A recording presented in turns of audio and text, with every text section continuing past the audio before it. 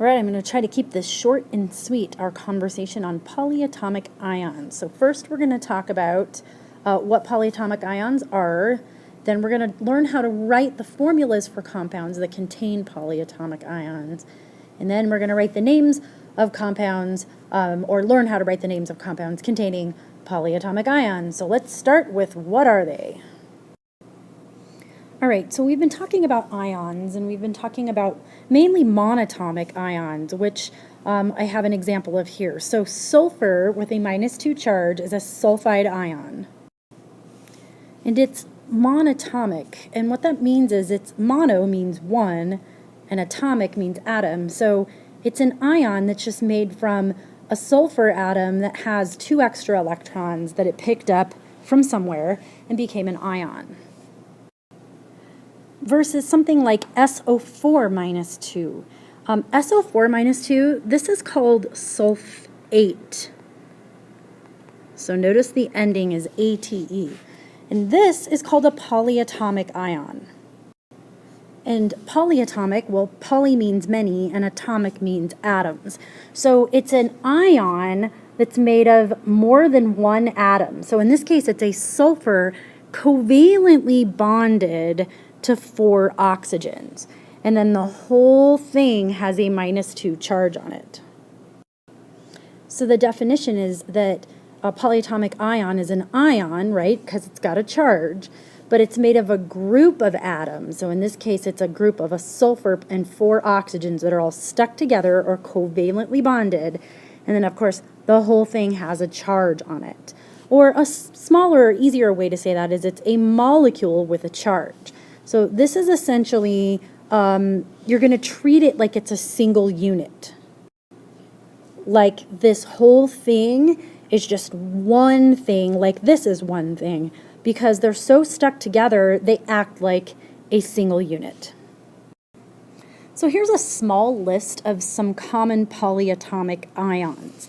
And hopefully you'll notice that they are a group of atoms. So for example, carbonate is a carbon and 3 oxygens that are all stuck together, and then the whole thing has a -2 charge on it. Or chlorate is a chlorine and 3 oxygens that are all stuck together, and it has a -1 charge on the whole thing. So something else you might also notice is that most of them are anions, which means that most of them are molecules that have picked up extra electrons. There is a couple of notable things, and that is that there are only 2 that are cations, or at least 2 that you need to know. So there's ammonium, right, which is a nitrogen and 4 hydrogens with a positive charge on the whole thing. And then one that's not listed in this table, hydronium. And so there's the formula for hydronium. It's 3 hydrogens and an oxygen all bonded together, and then the whole thing has a +1 charge on it. So most of your polyatomic ions are negatively charged, but you do have these 2 that are positively charged. So let's learn how to write formulas for compounds that contain polyatomic ions. So don't forget that you're going to treat your polyatomic ions as if they're a single unit. So treat them just like you would any other ion. So you've got to look at the charge on the thing and figure out how many you're going to need to make a neutral compound. So let's start out with a pretty simple example. So here I have 2 ions. I have my cation, sodium, and my anion, hydroxide. And hydroxide is polyatomic. It's an oxygen and a hydrogen that are bonded together, and then the whole thing has a -1 charge. So this would be really no different than having something like a chloride ion. A chloride ion is monatomic. It's just a chlorine with a -1 charge. Hydroxide's really no different, other than it's 2 atoms, but we're going to treat it just like it's monatomic. So we're going to write the formula just like we did for monatomic ions. We're just going to take the charges and we're going to cross them down. So that makes sodium, 1 sodium and 1 hydroxide. And then we're going to name this. And so remember, the cation name stays the same. It's just sodium. That's your cation. Now, it's different when you're using polyatomic ions. You don't change the name of your polyatomic ion. You just keep it whatever name it was. So in this case, that OH was a hydroxide ion. If you remember, I gave you a list, and OH is called hydroxide. So we're not going to change the name of the polyatomic ion when we join it to a cation. So this thing becomes sodium hydroxide. All right, let's do another one. So again, we're just going to cross them down. So we've got magnesium with a +2 charge and hydroxide with a -1 charge. So again, we just do the crossy thing. And we're going to end up with 1 magnesium in this compound. And in this case, we're going to end up with 2 hydroxides. Now, you need to be careful because we want to make sure that 2 applies to the whole polyatomic ion, not just the hydrogen. So in order to ensure that it applies to the whole polyatomic ion, we're going to put parentheses around the polyatomic ion.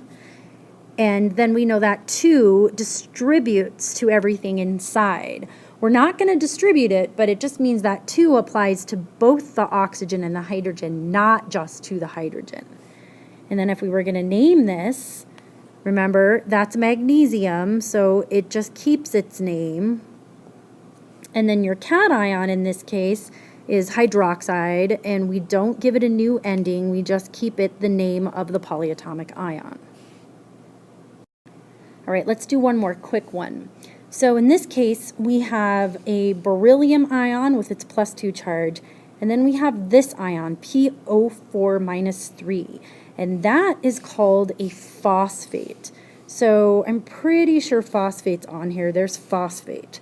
So we're going to go and just do what we've been doing, and we're going to cross the charges. So we'll take that 3 and that 2 and cross them down. And we'll end up with 3 berylliums.